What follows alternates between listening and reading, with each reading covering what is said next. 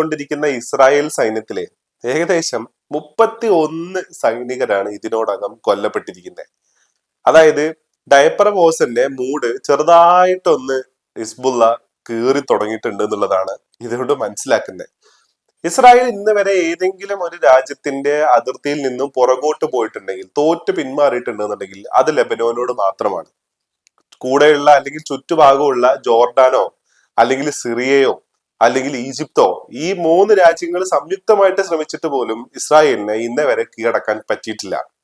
എന്നാൽ ഇസ്രായേൽ പിന്തിരിഞ്ഞ് പോയിട്ടുണ്ട് എന്നുണ്ടെങ്കിൽ അത് ലെബനോനിന്നാണ്.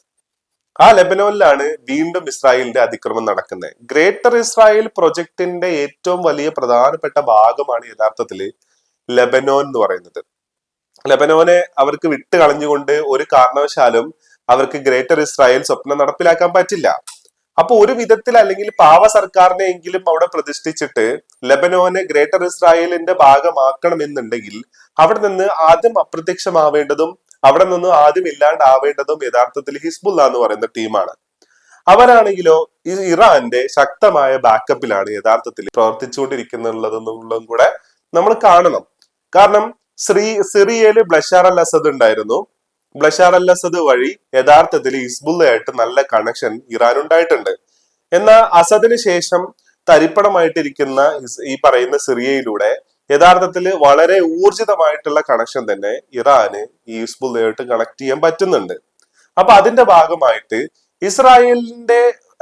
ഇസ്രായേലിന്റെ ലൂഫോൾസസ് എവിടേക്കാണ് ഇസ്രായേലിന്റെ പ്രശ്നങ്ങൾ ഉള്ളത്, എങ്ങനെ ഇസ്രായേൽ സൈന്യത്തിനെ ടാക്കിൾ ചെയ്യണം എന്നുള്ള കാര്യത്തിൽ കൃത്യമായി ഈ പറയുന്ന ഹിസ്ബുള്ളക്ക് അറിയാം. അത് മാത്രമല്ല, ഏതെങ്കിലും തരത്തിലുള്ള ഇലക്ട്രോണിക് ഡിവൈസസ് ഉപയോഗിച്ചിട്ട് അല്ലെങ്കിൽ ഏതെങ്കിലും തരത്തിലുള്ള ഈ പറയുന്ന സിഗ്നൽസ് പുറത്തുവിടുന്ന ഡിവൈസസ് ഉപയോഗിച്ചിട്ടാണ് ഇറാൻ ഇസ്രായേലിന് നേരെയുള്ള അറ്റാക്കിന് വേണ്ടി ശ്രമിക്കുന്നുണ്ടെങ്കിൽ അതിനെല്ലാം ജാം ചെയ്യാനും അതിനെല്ലാം ഇന്റർസെപ്റ്റ് ചെയ്യാനും ആ ഡിവൈസസ് യഥാർത്ഥത്തിൽ ഈ പറയുന്ന ലെബനോനും ഹിസ്ബുള്ളക്കും എതിരായിട്ട് തന്നെ മാറുന്ന രീതിയിലേക്ക് കാര്യങ്ങൾ മാറും എന്നുള്ളതാണ്. അതുകൊണ്ട് തന്നെ യാതൊരു തരത്തിലുള്ള ഫോൺ കോളുകളോ യാതൊരു തരത്തിലുള്ള ഇലക്ട്രോണിക് ഡിവൈസസ് ഉപയോഗിച്ചിട്ടുള്ള കമ്മ്യൂണിക്കേഷൻസോ യഥാർത്ഥത്തിൽ ഈ പറയുന്ന ഹിസ്ബുള്ളയുടെ അണികള് വർക്ക് ചെയ്യുന്നില്ല.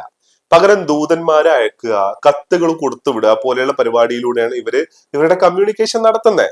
അത് മാത്രമല്ല, ഇസ്രായേല് UN അടക്കം വന്ന് നിലവിളിച്ച് പറഞ്ഞ ഒരു കാര്യമുണ്ട്.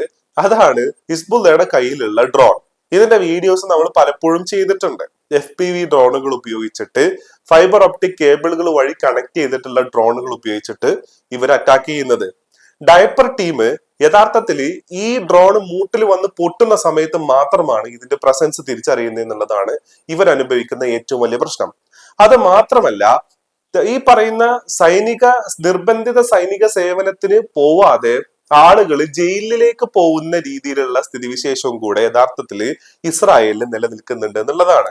അതായത് ഇപ്പോ ലെബനാനിലേക്ക് കടക്കുകയാണെന്നുണ്ടെങ്കിലും ഇറാനുമായിട്ടുള്ള അറ്റാക്കിലേക്ക് പോവുകയാണെന്നുണ്ടെങ്കിലും ജീവന്റെ കാര്യത്തിൽ യാതൊരു സുരക്ഷയും യഥാർത്ഥത്തിൽ ഇല്ല എന്നുള്ളതാണ്. മാത്രമല്ല, ബെഞ്ചമിൻ നെതന്യാഹു ജയിലിൽ പോവാതിരിക്കാൻ വേണ്ടിയിട്ട് മാത്രമാണ് ഇപ്പോഴത്തെ ഈ യുദ്ധങ്ങളെല്ലാം നടക്കുന്നത് എന്നുള്ള കാര്യത്തിലും ഇസ്രായേൽ ജനതയ്ക്ക് അല്ലെങ്കിൽ ഒരു വിഭാഗം ഇസ്രായേൽ ജനതയ്ക്ക് കൃത്യമായിട്ടുള്ള ബോധ്യമുണ്ട് എന്നുള്ളതാണ്. കാരണം ഇസ്രായേല് കണ്ടിന്യൂസ് ആയിട്ട് ഒരു വാറിൽ നിലനിന്നാൽ മാത്രമേ ആ വാർ സിറ്റുവേഷനിൽ ആ നാട്ടിലെ പ്രധാനമന്ത്രിക്കെതിരെ പ്രൈം മിനിസ്റ്ററിനെതിരെ യഥാർത്ഥത്തില് ഒരു അറ്റാക്ക് വരിക, അല്ലെങ്കിൽ ഒരു തരത്തിലുള്ള അറ്റാക്ക് അല്ല, ഒരു തരത്തിലുള്ള അന്വേഷണം വരിക, അദ്ദേഹം ജയിലിൽ പോകുന്ന സ്ഥിതിവിശേഷം ഉണ്ടാവുക എന്ന് പറയുന്നത് രാജ്യം തകരുന്ന സിറ്റുവേഷനിലേക്ക് പോകും. അപ്പോ ആക്റ്റീവായിട്ട് വാർ നിലനിൽക്കുന്നിടത്തോളം കാലം, കോൺഫ്ലിക്റ്റ് നിലനിൽക്കുന്നിടത്തോളം കാലം യഥാർത്ഥത്തിൽ എന്ത് സംഭവിക്കില്ല? നെതന്യാഹു ജയിലിൽ പോകത്തില്ല. നെതന്യാഹുവിനെതിരെയുള്ള വിചാരണ പുനരാരംഭിക്കത്തില്ല. അപ്പോ അത് പുനരാരംഭിക്കാതിരിക്കാനും മാക്സിമം ഇതിനെ നീട്ടിക്കൊണ്ടു പോകാനും വേണ്ടിയിട്ടാണ് യഥാർത്ഥത്തിൽ ഇസ്രായേൽ ഇപ്പോ പല രാജ്യങ്ങളുമായിട്ടുള്ള യുദ്ധത്തിൽ ഏർപ്പെട്ടിരിക്കുന്നത് എന്നുള്ള കാര്യത്തിലും എന്തുണ്ട്, ഇസ്രായേലിലെ ഒരു വിഭാഗം ജനതയ്ക്ക് നല്ല കൃത്യമായിട്ടുള്ള ബോധ്യമുണ്ട് എന്നുള്ളതാണ്.